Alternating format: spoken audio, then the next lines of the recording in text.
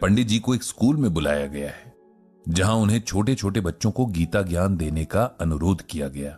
ये सम्मान भी उन्हें उनके ही एक पुराने शिष्य ने दिया है जिसे पंडित जी ने लगातार कई साल ट्यूशन पढ़ाया था। ये उन दिनों की बात है जब पंडित जी कॉलेज की पढ़ाई करने के साथ साथ अपना जेब खर्च निकालने के लिए छोटे बच्चों को ट्यूशन पढ़ाया करते थे।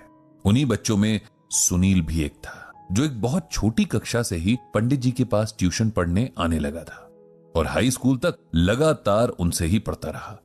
पंडित जी को सारे बच्चों में सुनील सबसे ज्यादा प्यारा था क्योंकि वो बहुत शांत और सौम्य बच्चा था। पढ़ाई के प्रति हमेशा से गंभीर और संवेदनशील भी था। उसके इन्हीं गुणों के कारण वो जिससे भी मिलता उसे अपना बना लेता।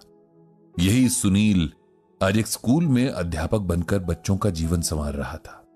पढ़ाई पूरी होने के बाद भी वो पंडित जी के संपर्क में रहा और जीवन के हर छोटे बड़े अवसर पर उसने पंडित जी से सलाह ली और उन्हें शामिल किया।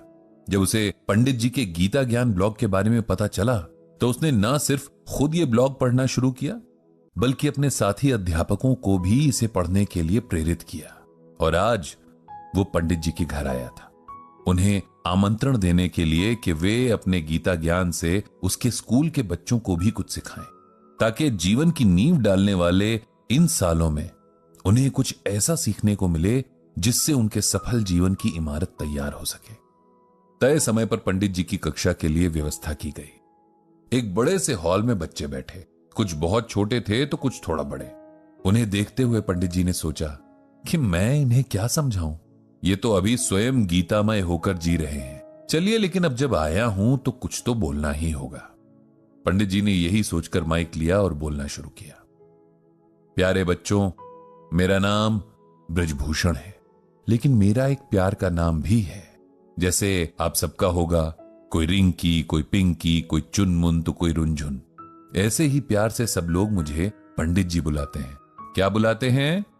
पंडित जी। सभी बच्चों ने एक स्वर में जवाब दिया। आज मैं आपके साथ कुछ बातें शेयर करने आया हूं, बातें जो भगवान श्री कृष्ण ने हमें बताई हैं। आप लोग जानते हैं कि भगवान श्री कृष्ण कौन हैं? जी, भगवान श्री कृष्ण जो बंसी बजाते हैं, माखन खाते हैं। एक बच्चा बोला, बिल्कुल ठीक। इसके अलावा और क्या करते हैं भगवान श्री कृष्ण? राक्षसों को मारते हैं, जो गलत काम करते हैं उन्हें पनिशमेंट देते हैं। एक और प्यारा सा बच्चा बोला, हाँ बिल्कुल ठीक। पंडित जी खुश होकर बोले, तो प्यारे बच्चों, आज उन्हीं भगवान श्री कृष्ण की कही कुछ बातें बताऊंगा, आप ध्यान से सुनना, ओके? सारे बच्चे एक साथ बोले, ओके पंडित जी। बच्चों, मैं आपको एक श्लोक सुनाऊंगा। जैसे हिंदी में कविता होती है ना, इंग्लिश में जैसे पोम कहते हैं, वैसे ही संस्कृत भाषा में श्लोक होता है। तो मैं आपको एक श्लोक सुनाऊंगा और उसका मतलब भी बतलाऊंगा। तो पहले श्लोक सुनिए। ध्यायतो विषयान पुंसः संगात संजायते कामः कामात क्रोधो अभिजायते। इसका मतलब यह है कि वस्तुओं के प्रति अधिक लगाव होना भी व्यक्ति की असफलता का कारण बनता है। इसीलिए व्यक्ति को चाहिए कि वो खुद को हर तरह के लगाव से दूर रखे, क्योंकि वस्तुओं के लगाव से हर पल एक इच्छा जन्म लेती है, जिसकी पूर्ति न होने पर व्यक्ति क्रोध और दुख का भागी बन जाता है, जिसके चलते सफलता के मार्ग में बाधाएं उत्पन्न होने लगती हैं। समझे बच्चों? एक भी बच्चे का हां में जवाब नहीं आया। और इस बात से पंडित जी को बड़ी खुशी हुई, क्योंकि यही बात तो बच्चों में सबसे खास होती है कि वो मन के सच्चे होते हैं, किसी का मन रखने के लिए भी झूठ नहीं बोलते। बहुत बढ़िया बच्चों, ये तो मुझे भी समझ नहीं आया। ये सुनकर सारे बच्चे जोर से हंस पड़े।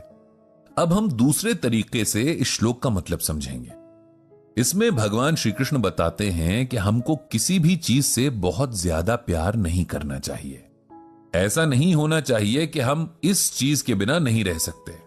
अगर हम ऐसा करते हैं तब हमको वो चीज ना मिलने पर बहुत दुख होता है और गुस्सा भी आता है।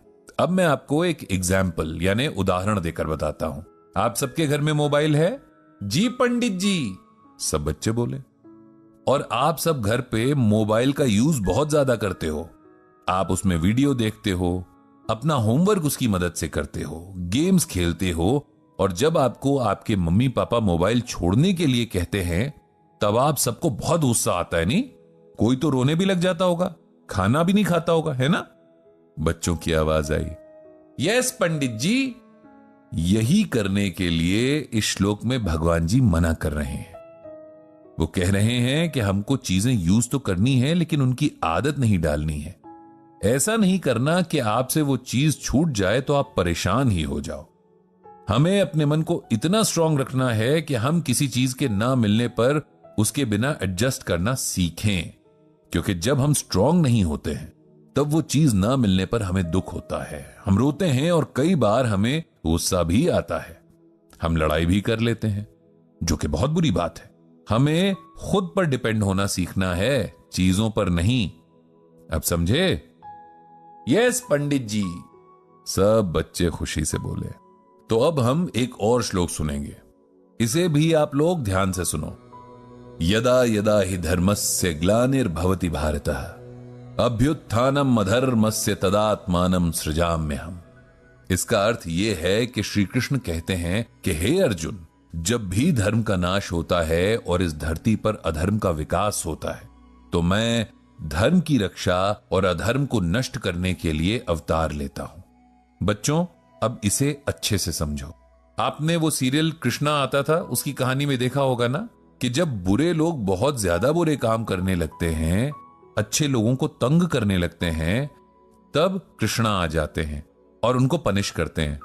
हम सब सोचते हैं कि जब हम कुछ भी गलत काम करते हैं तो कोई हमें नहीं देख रहा होता, लेकिन ऐसा नहीं है।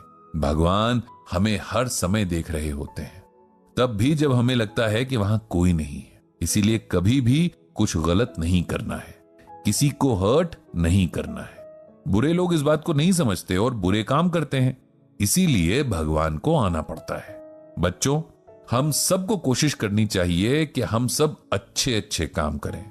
आप लोगों को चाहिए कि आप अच्छी बातें सीखें, अच्छा पढ़ें, सबसे प्यार से बोलें और किसी को दुख ना दें। यही आपके लिए धर्म है। जो धर्म के हिसाब से काम करते हैं, भगवान उनसे बहुत खुश होते हैं। जो नहीं करते, उनसे गुस्सा होते हैं। समझे? यस पंडित जी। बच्चे एक स्वर में फिर से बोले। इस तरह बच्चों के साथ पंडित जी ने बहुत सारी गीता ज्ञान की बातें की और उन्हें इसमें बहुत मजा आया। बच्चे भी बहुत खुश दिख रहे थे। दोबारा फिर आने के वायदे के साथ पंडित जी ने वहां से विदा ली। उन्होंने भगवान श्री कृष्ण से प्रार्थना की कि दुनिया के सभी बच्चों पर अपनी कृपा रखें। इनकी वजह से संसार में जो थोड़ी मासूमियत बची है, हमेशा बची रहे। तो ये था गीता ज्ञान का एक और एपिसोड जो आपने सुना कुकू एफएम पर।